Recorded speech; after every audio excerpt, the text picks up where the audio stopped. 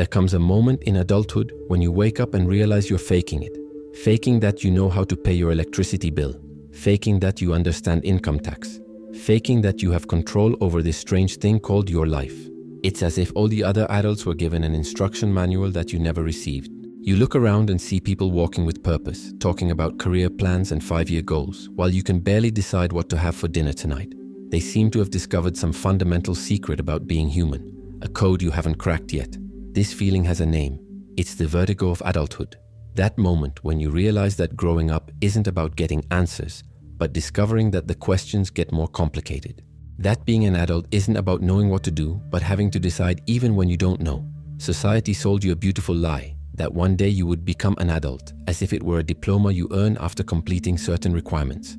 But the truth is cruder and more human. Being an adult is waking up every day and improvising, trying to look like you know what you're doing, while inside a frightened child screams for the instruction manual that never arrived.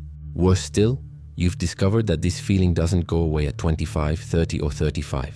That even people you consider real adults are also navigating in the dark, also waking up in the middle of the night wondering if they're doing everything wrong. What if I told you that this feeling of being lost isn't a flaw, but the gateway to a deeper understanding of existence? A 19th century Dutch painter, in the midst of a devastating mental crisis, discovered something about this disorientation that could completely change how you view your own confusion. But before we get there, we need to understand how we got to this point. How an entire generation was raised for a life that simply does not exist. Imagine a school where the first subject on the curriculum is called Human Reality 101. The teacher walks into the classroom, looks at the 6-year-old students and says, "Children, today we are going to learn the truth about what you will find out there." He draws a stick figure on the blackboard and continues. "This is a human being. It looks simple, but it's the most complex and contradictory machine in the universe. It will spend its entire life trying to figure out what to do with itself. It will make terrible mistakes, fall in love with the wrong people, choose professions that make no sense, and discover that most of the time, it has no idea what it's doing." That lesson never existed. Instead, we were taught that life was a linear sequence. Study, graduate, get a job, get married, buy a house, have children, be happy. As if existence were a cake recipe with measured ingredients and exact baking times. They sold us the fantasy of control. They made us believe that responsible adults have plans, that successful people know where they are going, that maturity is synonymous with certainty. They built a world where admitting confusion is a sign of failure, where not knowing is a source of shame. The result? A generation of highly educated people who don't know how to deal with their own humanity, who can solve complex equations but panic when they have to decide whether to end a relationship, who understand advanced technology but don't know how to process the death of a grandfather. They taught us everything about how to operate in the world, but nothing about how to operate ourselves. As if we are computers that only need the right software to function perfectly, when in fact we are oceans of contradictions, storms of emotions, and continents of doubts. School prepared us for a world of right answers, but adulthood is made up of questions with no answers. We were trained for efficiency, but human existence is fundamentally inefficient. We were taught to seek stability, but being human means living in constant transformation. Think about the last time you had to make an important decision. You probably didn't open a textbook looking for the right answer. There is no manual for choosing a career when you don't know who you are. There is no tutorial for dealing with the anxiety of not being in the right place at 30. There is no preparatory course for the feeling of being behind in a race you didn't even choose to run. And then we reach our 20s, our 30s, and discover that no one really knows what they're doing. That those confident adults we admired are also improvising, also have fears, also wake up at 3 in the morning wondering if they made the right choices. This discovery should be liberating, but it's usually terrifying. Because it means there's no secret script, no moment when you finally get there. It means that uncertainty isn't a bug in adulthood, it's its main feature. But maybe the problem isn't the absence of a manual. Maybe the problem is that we've been conditioned to believe we need one. Human emotional life is a casino where the chips are pieces of yourself. You walk in as a child, your heart full of gold coins, confidence, hope, the ability to love without fear. And then the game begins. The first table is the family. You don't choose the cards, you don't understand the rules, but you're forced to play. Some people are born with a handful of aces. Present parents, unconditional love, emotional security. Others are dealt a stacked deck. Neglect disguised as busyness, love conditional on performance, care that comes with an emotional price. But the casino is democratic in its cruelty. Even those born with a good hand can lose everything in a single bad round. A traumatic divorce of the parents, an abrupt move, the death of someone important. The dealer has no mercy and never explains why things happen the way they do. You grow up thinking that the problem is your technique, that if you were smarter, more attractive, more interesting, more anything, you would win more often. You don't realize that the game is designed to be unpredictable, that the house always has the advantage, that even the winners leave with invisible scars. In adolescence, you discover a new table, romantic love. This time you have the illusion of choice. You can decide where to bet your most precious chips.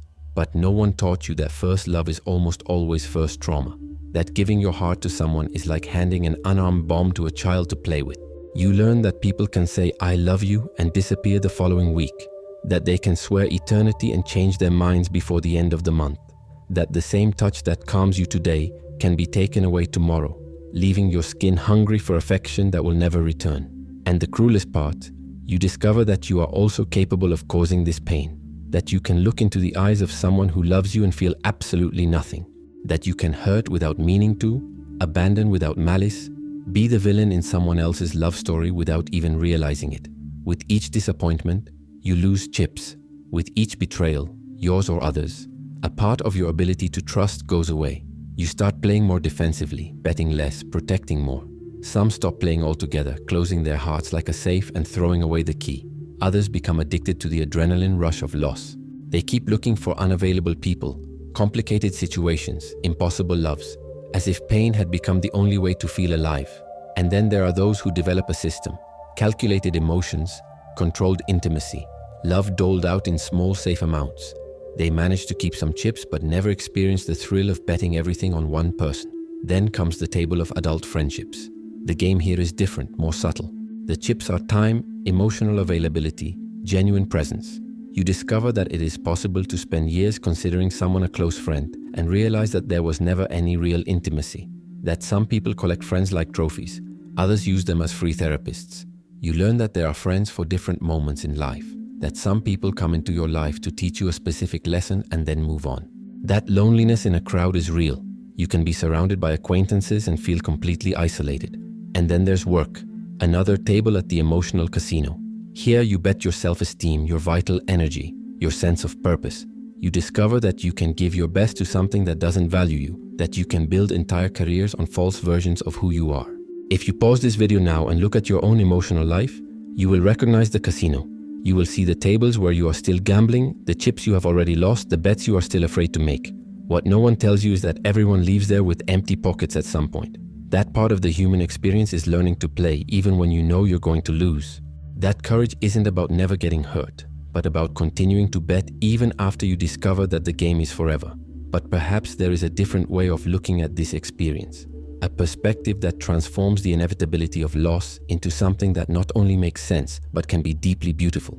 There is a type of person who passes through our lives like a comet.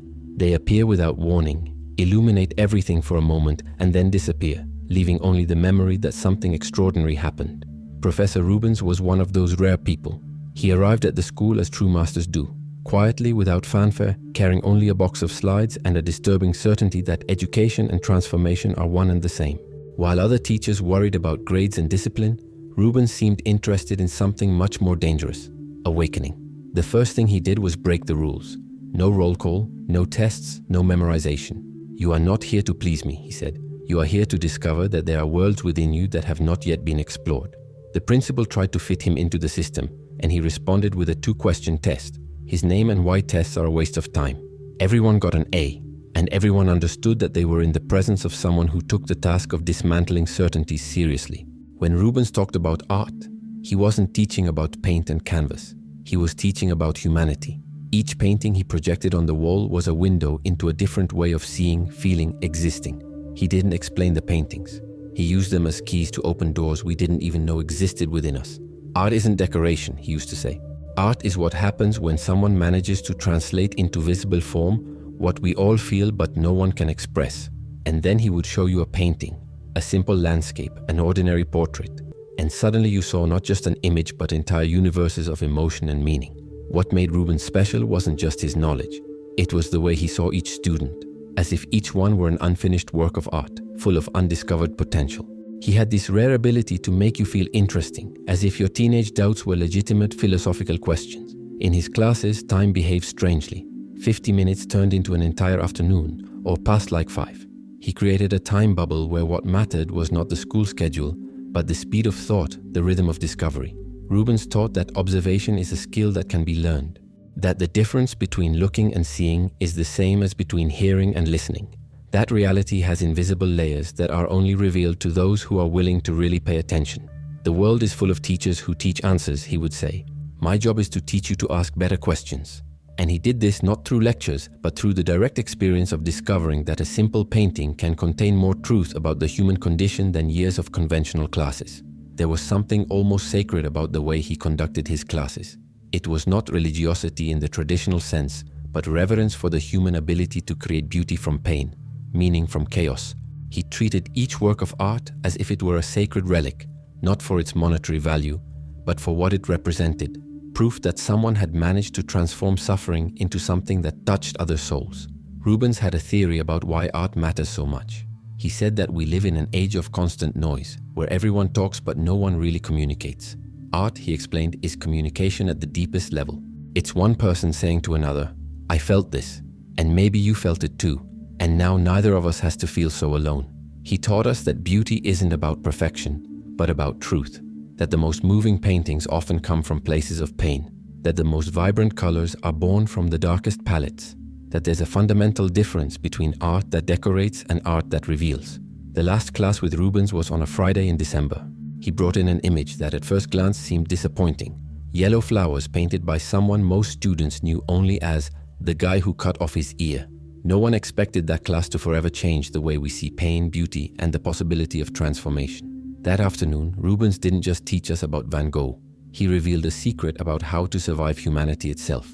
That December afternoon, when Rubens projected the yellow flowers onto the wall, something changed in the air. They weren't ordinary flowers. They were irises painted by Vincent van Gogh during his stay at the psychiatric hospital in Saint-Rémy in 1889. Flowers that were born not out of joy, but out of a man's desperate attempt to find beauty in the midst of his own mental breakdown. You know the story of the guy who cut off his ear, said Rubens. But I want to tell you what happened next. What no one talks about is that Van Gogh asked to be admitted. He knew he was losing control and had the courage to seek help. For a whole year in that hospital, Vincent produced more than 150 paintings, all with the same obsessive theme, the beauty of the present moment. Rubens then taught us one of the most powerful metaphors I've ever heard about the human mind. The mind, he said, is like a kite.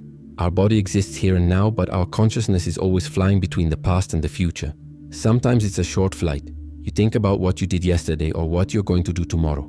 But sometimes the wind blows hard and the kite gets lost in the clouds. Suddenly, all those sleepless nights made sense. Those lost early mornings going over old conversations, imagining future scenarios, building castles of anxiety in the air. The kite of the mind flies farther and farther away, gaining line until you completely lose control. When that happens, Rubens continued, you feel small, alone. Your heart races.